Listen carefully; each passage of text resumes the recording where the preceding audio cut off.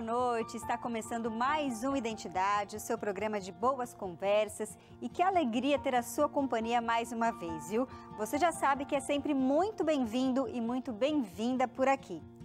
Hoje eu recebo a Carol Viegas para um bate-papo aí sobre o medo de julgamento, medo da exposição, medo de cometer erros e como isso afeta a nossa vida.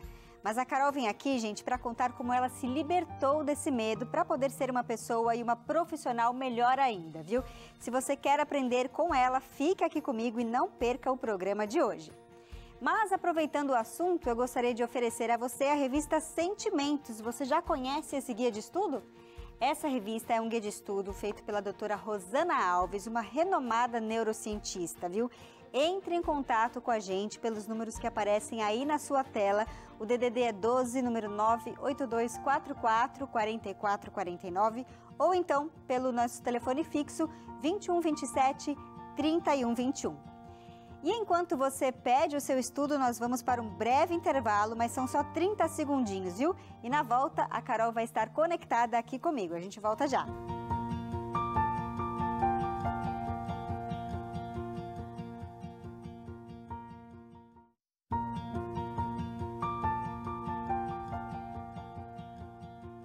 Ela era da turma do fundão na escola, tagarela. Sempre foi uma menina destemida e com muito boa autoestima, até que subiu no palco pela primeira vez. Carol Viegas se viu em uma situação completamente nova e cheia de holofotes que causaram mal-estar. Mas ao invés de olhar para o desafio e concluir que não nasceu para aquilo ou que deveria ficar longe de situações parecidas, Carol decidiu enfrentar os seus medos e superar a si mesma. E não só perdeu o medo do palco, como hoje está aqui, com um monte de câmeras ali na frente dela, mesmo que pela internet, para falar da sua história. Carol, muito boa noite, seja bem-vinda aqui ao Identidade. Muito obrigada, prazer estar aqui com vocês, né? E compartilhar um pouco da minha história. O prazer é nosso. Carol, me conta um pouquinho, você está nervosa aí com a nossa entrevista? Pouquinho, confesso que estou um pouquinho nervosa. É novidade para mim fazer entrevista como entrevistada, porque como entrevistadora eu já fiz. Olha só que legal. E se fosse a antiga Carol, né? Como que ela estaria se sentindo agora numa entrevista para uma rede de televisão? Ela não estaria nem aqui. A antiga Carol com certeza teria negado o convite, não aceitaria participar, até porque, apesar de gostar de conversar, de ser muito comunicativa, ela era um pouco introspectiva quando o assunto era destaque, né? Ok. E a gente vai conversar aqui sobre o seu antigo medo de palco, né? Como é que você encarou isso? Mas só para quem está em casa ficar por dentro, explica para a gente um pouco sobre a sua pessoa de relações públicas, né? O que faz essa pessoa para a gente entender ali o drama? Legal. O Relações Públicas, na verdade, ele é responsável por criar relacionamento entre marcas e público. Então, a gente identifica qual é o posicionamento da marca, da empresa, e vê a melhor forma de conversar com esse público de interesse. E aí, dentro do leque de relações públicas, existem várias outras opções, né, de áreas de atuação, e eu optei por, no começo, fazer assessoria de imprensa. Eu achava que lá era meu, meu destino, né? Então, eu fui para assessoria de imprensa, trabalhei com saúde, recursos humanos, turismo, beleza. Então, foram clientes que eu tive que queriam ter um relacionamento com a imprensa e o meu papel era desenhar estratégias para esse relacionamento acontecer da melhor forma. Mais para frente, em 2016, eu fui convidada para ir para uma outra área dentro de relações públicas, que é produção de conteúdo para eventos corporativos. Então, foi aí que começou o meu relacionamento com o palco. Porque, além dos bastidores que eu já estava acostumada a fazer, que era falar com grandes empresas, líderes, entender quais eram seus principais desafios e traduzir isso numa programação de conteúdo, convidando palestrantes, eu passei a desempenhar também o papel de mestre de cerimônias. E aí é um outro desafio, porque eu estou ali conversando com líderes e estou apresentando toda a minha pesquisa, fazendo as conexões entre uma palestra e outra, comentando em cima daquilo que é dito e me apropriando de um conteúdo que não necessariamente eu sou especialista. É curioso porque a assessoria de imprensa é mais ali nos bastidores, né? Você não vai para frente das câmeras, não vai para holofotes, não vai falar em público. Quem fala são os porta-vozes da empresa. E aí, depois que você mudou, começou a atuar nessa outra área dentro da RP, começou a ir para frente até mestre de cerimônia, né? Curioso. Agora, você fala muito, Carol, sobre crenças limitantes. O que são elas? Como que a gente pode reconhecê-las no nosso dia a dia? Legal. As crenças limitantes, elas são pensamentos impositivos, né, criados pelo nosso inconsciente. E aí, quando eu falo do nosso inconsciente, o nosso cérebro é comprovado que 95% das nossas decisões, elas são emocionais. E elas começam no inconsciente, na união de duas partes do cérebro. Do cérebro reptiliano, que é responsável pela nossa sobrevivência, e do límbico, que é responsável pelas nossas emoções. E são sentimentos que a gente não consegue nomear, mas hoje a gente chama de amor, paixão, felicidade, tristeza, frustração. E essas informações chegam ao neocórtex, né, que é a região frontal aqui do nosso cérebro, que é a que nós percebemos como mais racional. Por isso que a gente acredita que as nossas decisões são racionais. As crenças limitantes, elas acontecem quando o nosso cérebro reptiliano identifica que existe uma ameaça, e aí ele manda informação para o límbico, que traduz aquilo em medo, frustração, angústia, e a gente reconhece essas crenças quando a gente se sente desconfortável em alguma situação. Por exemplo, no meu caso, o palco era esse desconforto. Estar frente a outras pessoas com receio de errar, sem saber como elas reagiriam, né? Porque quando a gente está numa posição de destaque, nós estamos ali sendo julgados o tempo todo, aquilo era uma crença limitante para mim. Porque eu tinha medo de estar naquela situação. Era isso que eu ia perguntar, né? Uma vez você estava ali sofrendo porque tinha que subir num palco para falar em público no trabalho. E hoje você está aqui na TV, muita coisa teve que mudar para chegar até aí, né? Como é que foi essa mudança? Como é que mudou essa chavinha aí? Essa chavinha, ela mudou porque eu não tinha a opção de desistir. Eu nunca fui uma mulher de desistir. Então, todos os desafios que eu enfrentei, de alguma forma, eu resolvi.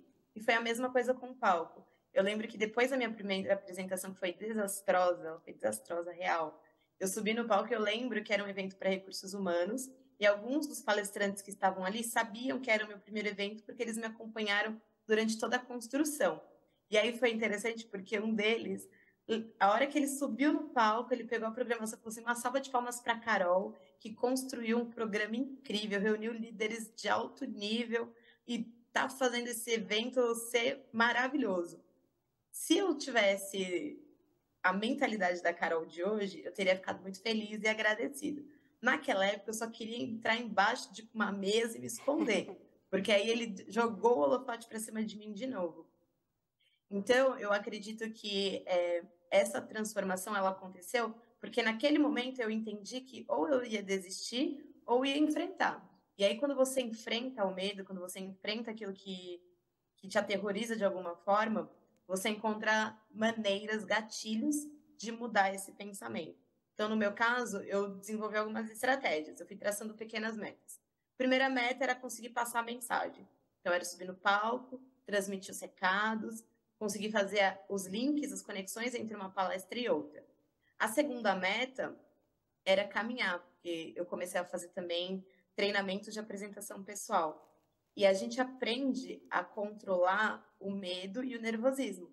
E quando você caminha, de certa forma, você reconhece o espaço onde você está e você consegue transmitir com mais tranquilidade a sua mensagem. Então, depois que eu consegui transmitir a mensagem de forma clara, objetiva, fazer as conexões de forma mais tranquila, eu comecei a caminhar no palco. Depois que eu comecei a caminhar, eu tracei uma terceira meta, que era ganhar espontaneidade, porque não adiantava nada eu subir no palco, trazer minhas mensagens, caminhar e não ser espontânea, não envolver o meu público de alguma forma naquela jornada. Então, eu comecei a desenvolver estratégias no sentido de, quando eles não estavam prestando atenção, eu pedia para a primeira mesa me ajudar a puxar uma salva de palmas. Quando eu estava no palco e eu via que eles estavam dispersos, eu pedia para levantar a mão quem estava prestando atenção. E aí eles começavam a se olhar, assim, e quando eles percebiam que era justamente para prestar atenção, eles retomavam aqui para a sala. Eu pedia interação e eles respondiam à medida que eu trazia essa solicitação e foi ficando mais gostoso de ficar no palco, porque eu fiquei à vontade, eu comecei a me sentir em casa. Durante esse período de pandemia, eu senti até saudades do palco. Então, é uma relação muito legal de transformação, de como você consegue ver a transformação acontecendo. Agora, o interessante, Carol, é que você fala que esse medo do palco que você tinha antes estava ligado a um trabalho de conclusão de curso, né? O que aconteceu naquele dia? Naquele dia, a gente tinha um combinado, e o combinado era que eu ia falar uma linha. Então, para mim, estava tranquilo, até eu subir. E ali, naquele momento, eu estava de novo numa posição de julgamento. Então, as pessoas leram o meu trabalho, sabiam o que eu tinha escrito, conheciam os erros, os acertos, e eu já subi com esse pensamento, né? Eles já sabem que o meu trabalho foi horrível. Eles já sabem onde eu errei. Eles vão agora ver a minha apresentação. E como eu estava em destaque, mesmo que num grupo, né, com mais 4 pessoas, em algum momento eu ia falar. E aí, quando eu fui falar, eu fiquei nervosa. E aí eu fiquei tão nervosa que eu pensei, cara, relações públicas tem diversas áreas, diversos campos, eu não preciso me colocar em evidência. E foi por isso que eu optei por assessoria. Porque por mais que houvessem câmeras, era sempre o porta-voz que estava em evidência. Estava só acompanhando. É curioso, né? Às vezes as pessoas têm a ideia de que quem é formado na área da comunicação tem essa desenvoltura, fala em público tranquilamente e tal. Eu sou formada em jornalismo e nunca me imaginei trabalhando na televisão. Eu queria trabalhar em redação de jornal, não tinha nada a ver comigo. E eu lembro que no dia do meu casamento, quando eu fui entrar na igreja, que todo mundo se levantou e olhou para mim, gente, eu entrei em pânico, assim, ó. O coração acelerava, aquele medo, eu queria era me esconder, não queria que todo mundo olhasse para mim. Mas é curioso isso. A gente vai dar uma pausa aqui na nossa conversa, Carol, mas no próximo bloco a gente continua para saber aí melhor as suas estratégias, que você hoje não tem medo do palco, mas domina o palco muito bem. Então a gente volta em alguns instantes, não saia daí.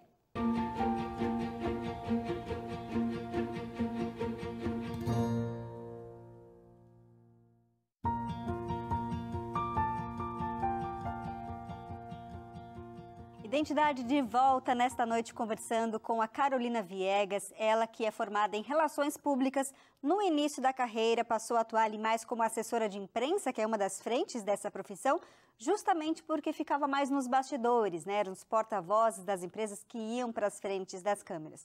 E no TCC dela, né, na apresentação do trabalho de conclusão de curso, ela percebeu esse medo do palco. Carol, quero voltar a falar aqui com você e saber se foi ali, na apresentação do seu TCC, que você decidiu que precisava melhorar, que precisava mudar. Você recebeu algum feedback dos seus colegas lá da apresentação? Como é que foi?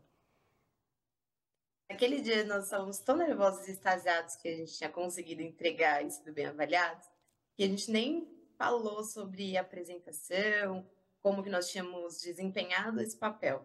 Então, naquele momento, a única certeza que eu tinha era que eu não queria estar ali no palco novamente, né, como mestre de cerimônias, palestrante, não queria. E aí eu optei por assessoria de imprensa, justamente para ficar nos bastidores.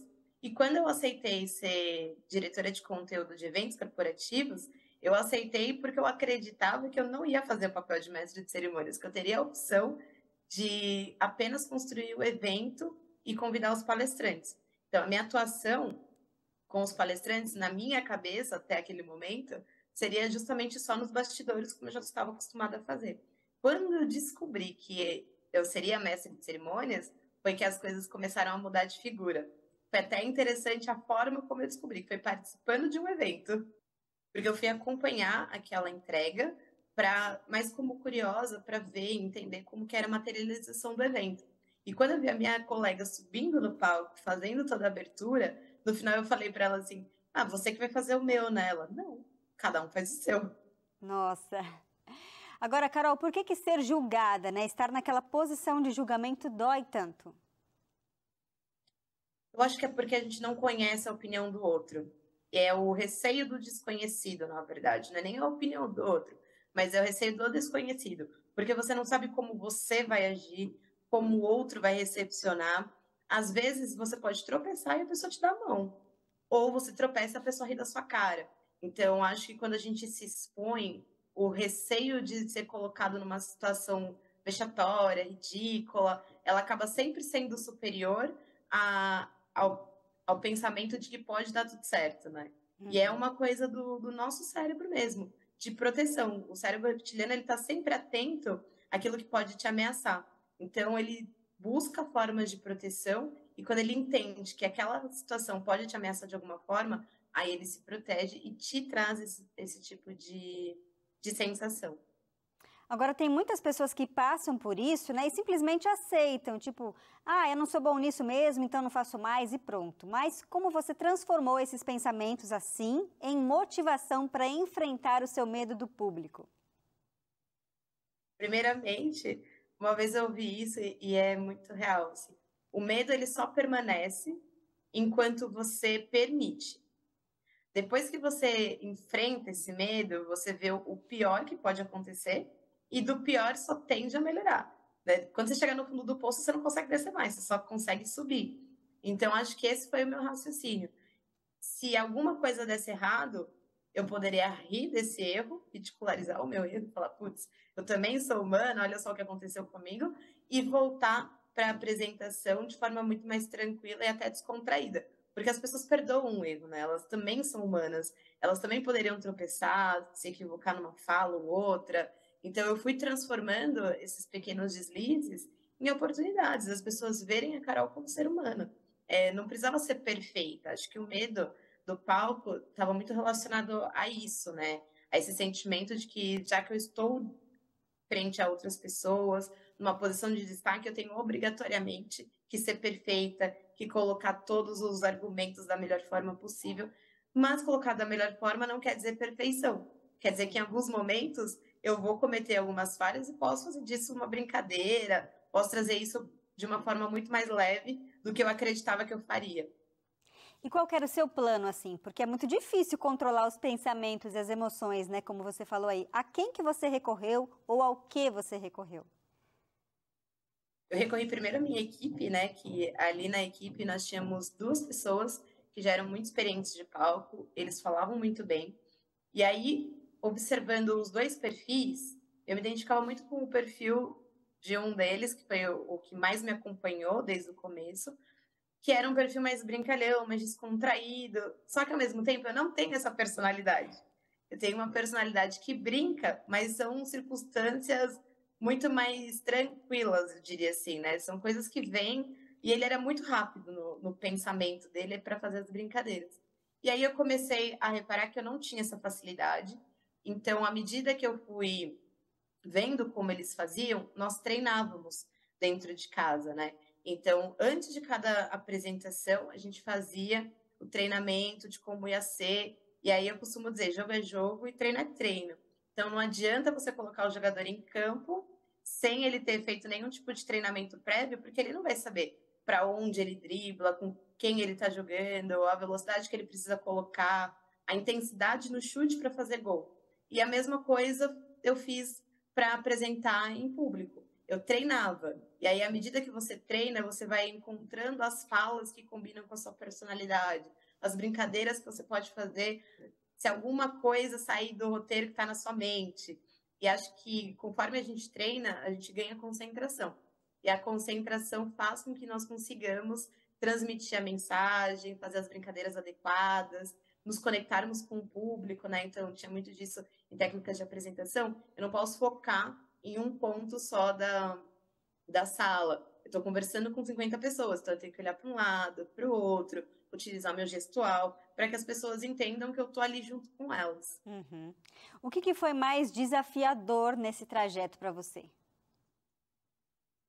E eu acho que o mais desafiador é sempre o começo. E ele é desafiador até hoje, mesmo com anos de experiência, já tendo apresentado diversos eventos. É o começo, são os 10 primeiros segundos, que é você dar o bom dia, se apresentar, e a partir daí você consegue ir com tranquilidade. Porque você não conhece o público, né, que você vai apresentar.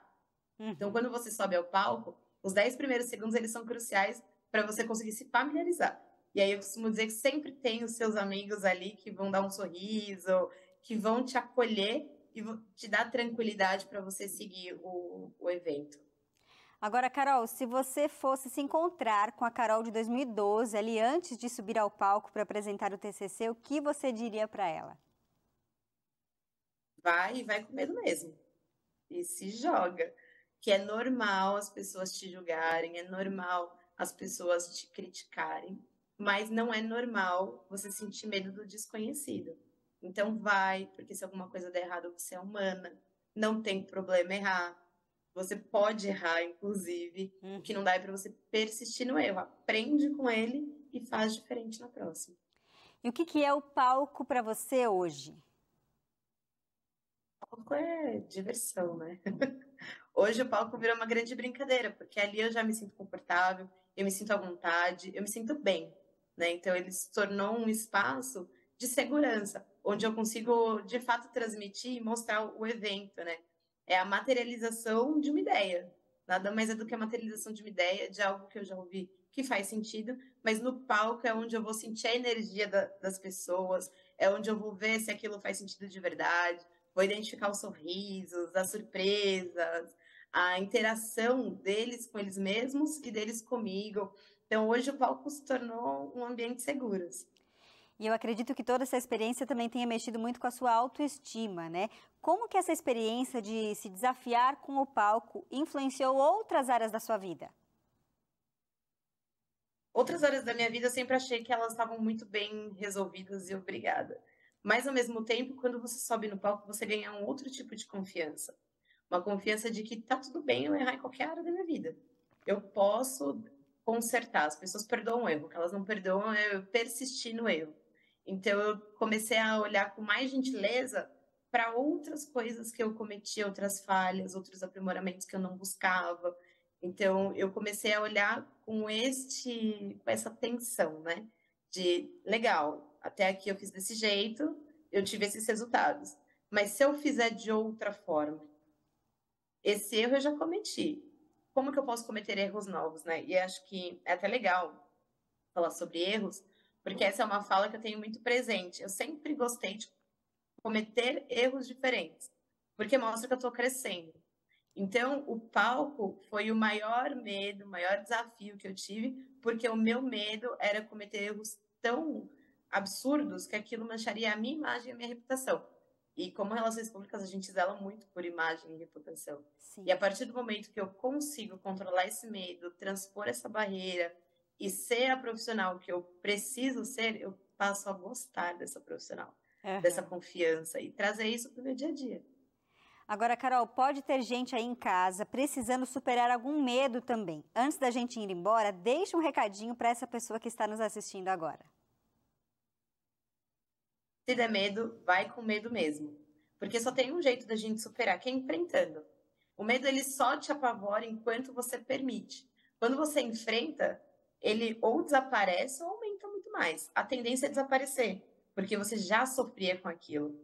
Então, enfrenta o seu medo, você vai descobrir as estratégias adequadas para driblá-lo e conta com o seu inconsciente. Acho que a maior dica que eu posso dar é contar com o inconsciente. Quando a gente visualiza realizar aquela ação, a gente está condicionando o nosso cérebro a entender que aquilo é o correto. Então, quanto mais você exercitar, treina, coloca metas, se veja fazendo aquilo, chame pessoas para te acompanhar, para ver a sua evolução e te dar feedback e aceitar os feedbacks ruins como oportunidades. Eu acho que esses segredos ajudam o nosso subconsciente a entender que aquela situação, aquele desafio não vai te matar, não vai ameaçar a sua vida, muito pelo contrário, pode te trazer outras sensações e faz com que você tenha confiança para se arriscar. Tá certo. Carol, muito obrigada pela sua participação aqui, que o seu exemplo de enfrentar o medo possa inspirar outras pessoas. Uma ótima noite para você e sucesso aí. Muito obrigada, eu que agradeço pelo convite, me sinto muito honrada em poder compartilhar uma situação que foi tão desafiadora, mas que agora é tão interessante de contar, né? Acho que as experiências, elas estão aí para isso. E uma vez eu ouvi que as experiências, com o passar do tempo, elas ficam supervalorizadas. Então, hoje, contar sobre isso é até divertido, né? As pessoas conhecerem um outro lado do desafio, ele fica gostoso, fica divertido e, de repente, pode ajudar alguém a se desafiar e a enfrentar os seus medos e receios para que isso desapareça de alguma forma. Tá certo, é isso aí então, gente. O autoconhecimento é extremamente importante e não deixe de enfrentar os seus medos.